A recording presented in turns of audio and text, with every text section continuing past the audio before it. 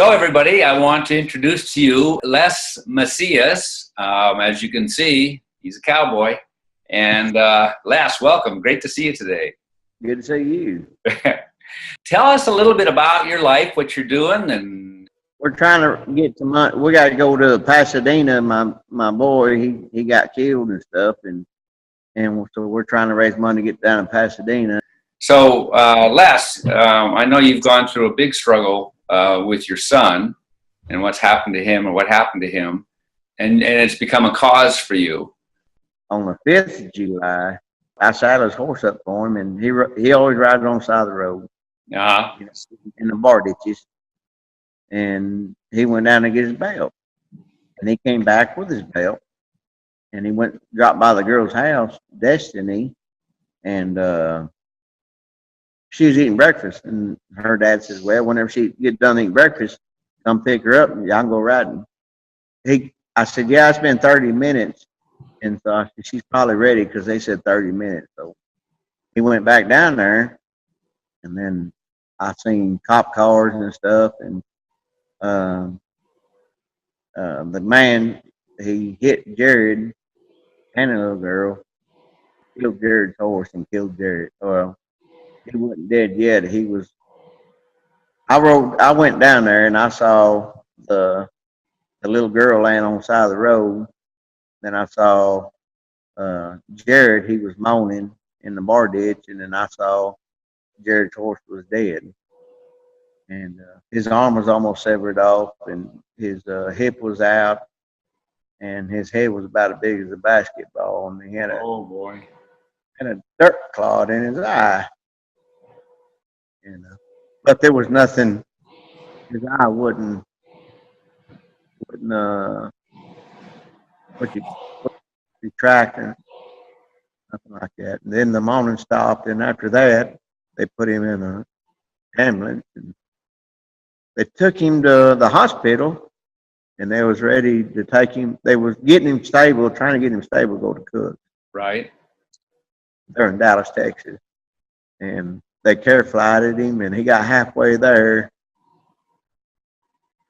and then they had to turn back because he went in a cardiac arrest, and then he was brain dead after that. A Texoma family says they're left with many questions after learning that criminal charges won't be pursued in the case involving the death of their 11-year-old son. And when he hit Jared and them kids, there were no skid marks. He didn't try to stop. From the police report, the story changed many times. And the Wichita Falls County DA's office dismissed the whole. They wouldn't indict him. So he got away with it. Yes, sir. Unless they got new evidence, we can't do anything. How do you recover from something like that from your point of view? But it's not up to me, it's up to the DAs. So that guy is just off scot-free then? Yes, sir. At this end, and I'm sure everybody who's listening, our heart really goes out to you, Les. And I know it's a struggle just probably day by day. Jared told me, he says, well, it's been a while back. He saw the movie The Cowboys with John Wayne. And, them little kids. Yeah. And he's like, "Dad, I want to do that." In which I said, "I'll do it." Yeah, we'll do it. And he said, "You promise?" "Yeah, well, I promise you, we'll do it." He's a little kid. Yeah. You can't take a kid across the country, on a highway. And so I told him, I said, "Yeah, we'll do it." And then he got killed, and he didn't die, he got killed. So I went on my own. Me and two horses, me and a pack horse. I was riding one horse, and I rode a pack horse.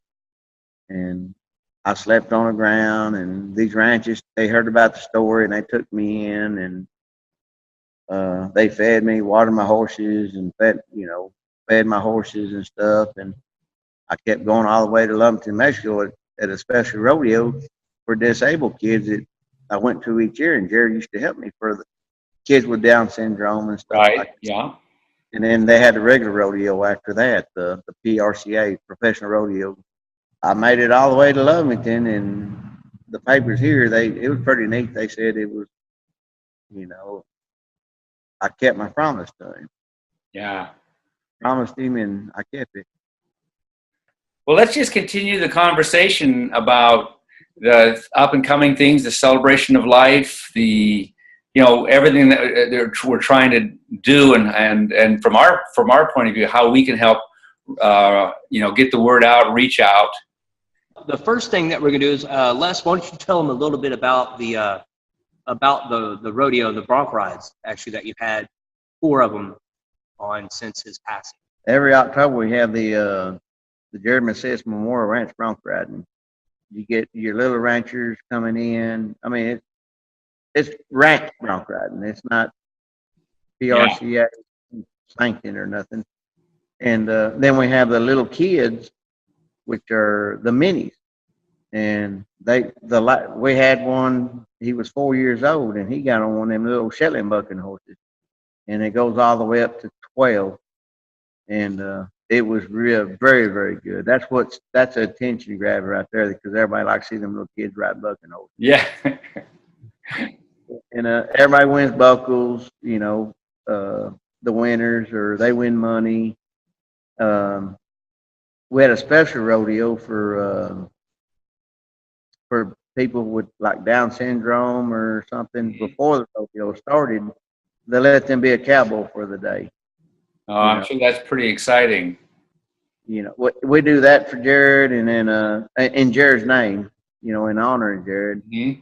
And we donate the money. I mean, I don't make nothing off of it. Everything goes, after all the bills are paid, as far as contractors, everything, and they get what's left over. So, and it helps other people. Now, with the float that's going to be in the Rose Bowl parade then, and Jared is going to be featured on that, as he saved 4 people's lives. So my hat goes off to him. And so what we're then trying to do is actually raise some finances for that. Yeah, absolutely, because the city and the county and the cowboy organizations that with the PRCA, PBR, all those type of organizations came in the time of need when the family was going through the process. But like I said, now we need to get it to a point where we celebrate the life. We celebrate what is going on through the hardship that went on. And that's what we're going to do. We're going to help get them to their goals so that they can go and take part of this celebration and on behalf of Jared at the Tournament of Roses. Now, where can people contact you at? If you go to YouTube and type in Justice for Jared Macias, and at the very end, there's a 9-minute video. They set up an account, and it'll show at the very last of it. But I think that was just for trying to get the catch reopened. Okay. But there's another. It's for Iowa Park, Texas. It's 486-9025, American National Bank in Iowa Park, Texas. Les Macias. Mm-hmm. And that is the account that if they want to transfer money to or do something like that to help out the family to get to Pasadena, that's what it's going to be for. And then anything left over is going to be able to go and help the Les Macias bronc ride or whatever fundraiser they have after. So I don't keep none of that money. It's all going for good causes. So that's. We'll give it to charity or whatever. I don't keep none of it. Yeah. Well, you don't expect on having closure on somebody that was Jared's age. So the part of life and the expectancy and the celebration of what is happening, that's where we need to understand that this is part of the closing process. It's part of them being able to get complete within their world. Mm-hmm. I think it's something that the rest of the community and the rest of the world needs to actually know. So. I've said it 2 or 3 times already. When I close my eyes, I see him. But when I open my eyes, I miss him.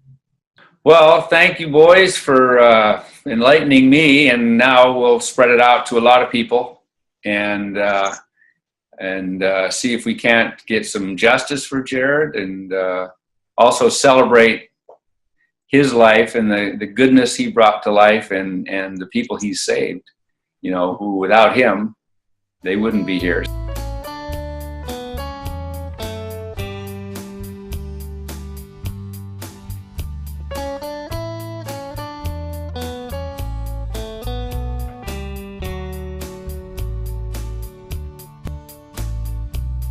I knew the stakes were high right from the start,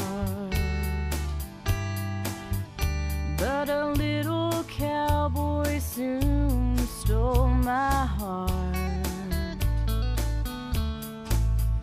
On a horse